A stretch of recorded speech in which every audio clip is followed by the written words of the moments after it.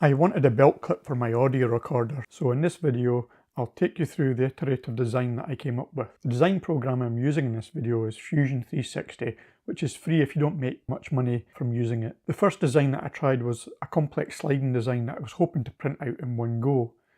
That would look something like this, but that turned out to print fused together, which when I think about it makes sense because you can't have complex vertical separation between the two parts. Only short horizontal bridges. I then thought of a simpler hinge design that I tried to print out as a single movable piece. That worked to some extent, but took some force to get the parts moving. I lost the footage for that separation, but you can see the result here. I then iterated this design to print out the parts individually. This required some supports which the slicer Slick 3R provided, but as you can see here it took forever to remove all the support material, and that left some marks on the piece. So that was no fun. This was enough to prove the design. It did pinch the skin a bit, so I added a guard to the hinge part later. I then switched over to using Cura, which added supports that were more natural and so much easier to remove. I added in a round clip to hold the audio cable in place so that I wouldn't accidentally knock it out. The first attempt at this broke, so I beefed up that a bit. Okay, so let's fit some magnets into these holes. So I want to make sure we get the same polarity for each pair of magnets. Okay, and then we'll just mark the outside so we know which polarity is which. So we're just going to glue these in with some epoxy.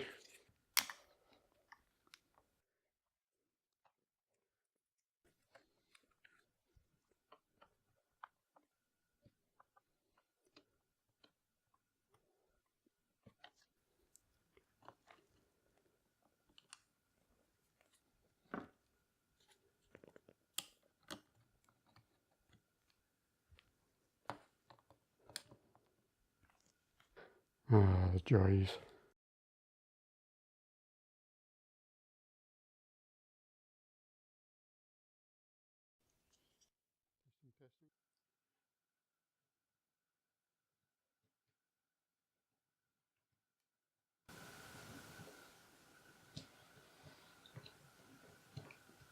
So that seems to be quite a good technique. Keep them covered up, put it in, and then immediately slide the plastic over to keep it in place. So I'll cover the magnets up with some sellotape, and I'll put magnets of the opposite polarity on top of each of these.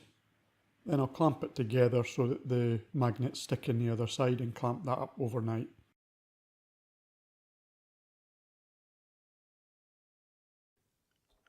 Oh, isn't that just a lovely sound?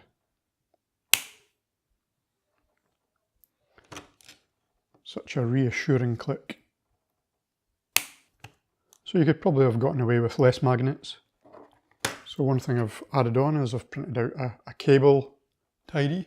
So I don't have any M5 countersink bolts.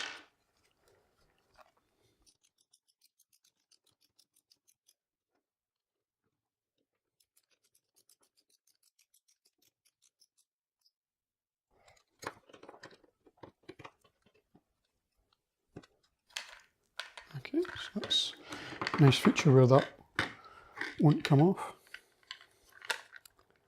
And it's going upside down.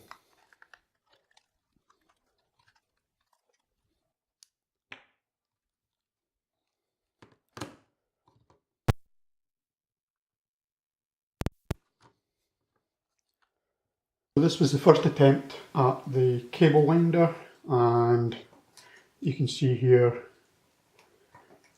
it's just a little bit too small. So I think we need another one. How about this one? So this one's better. It's got longer winding area, which is good, but it lacks a place to put the clip. And also, if you want to change the SD card or get access to the USB port, you can't. So let's fix that. So there we go, we're removing one of these screws. We've got access to the USB and the SD card, but still no place to put the clip. So let's fix that. So now we've got a place for putting the clip on and somewhere to put it through. So we just lift it up, put the cable through there. So we just lift it up, put the cable through there, and then we just lift that up to take away so there's no strain on the wire, and then we just start to wind that up.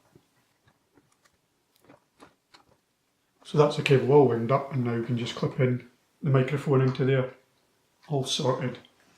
So now let's take a look at the final design. So here we can see the holes for 5 magnets on either side, and these would just rotate around there like that. I've got a little bit of a cutout so that I can make this a little bit thicker. There's a screw hole here for the screw to go in, and here's the cable clip, and this is the clip.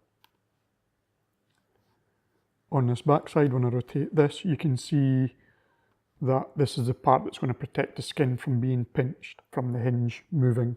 This is where the tascam audio recorder would sit, and then you've got the plates. The first plate here is where your recorder is going to screw into, and then the 2 parts of the clip. So next, what we have here is an extrusion, so we just select the parts that we want to extrude, and then it just takes this profile here and extrudes that. And the same for these parts, and the first part of the hinge, and the pin that goes in the middle of the hinge. We use a pattern to replicate each part of this hinge. So for this one here, what we've got is an offset plane that's offset from here, and that enables me to draw the profile for the little clip that's going to hold the audio cable. And that just extrudes and joins that clip onto this plate here. So next then drew another sketch for the side clip, and that would just be extruded and joined onto this one here. Then did a hole for the screw that goes into the tascam audio recorder, and then some countersink holes here for attaching a clip. So what we're doing is just joining this plate to the hinge portion, so that when that's extruded, that's going to join there. And we should now see that these are joined here. So if I just look from the right, we can see they're now joined, and joined on the top portion of that one. And then we just repeat that process so that we have each of the plates attached to the relevant part on the hinge. So next, when it comes to designing the clip, so what we'll have here is just the side profile of the clip. Then we extrude it to give that shape, and then we've got to join these 2 plates. So I wanted to give this clip a different shape on the edge here, just to make it a bit more interesting. So on that sketch here, you can see we've drawn some curved lines with some splines, and then we extrude that to cut them away. So this sketch uses 45-degree lines so that this clip can be printed out with that bit as the base, comes up, hits 45 degrees, so there's no support materials needed for this. And then if we just look at that from an angle, then you see the clip extruded, and then we can use a pattern to replicate these so that it gives some nice support for the top part of that clip. And same kind of thing here, we've cut away a part of the plate to make that a bit more interesting. And then what I've done here is I've used this sketch here to extend this so that I can have the audio cable come through here, just as a way to contain that a little bit more.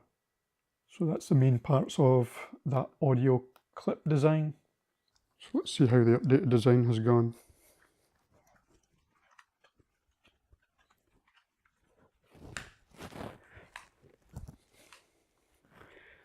Cool, so now that flap stays down.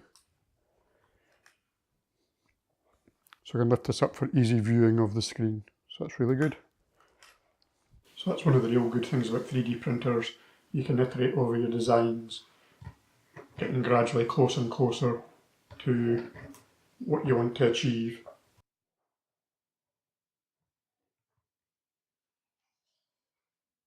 Cheerio.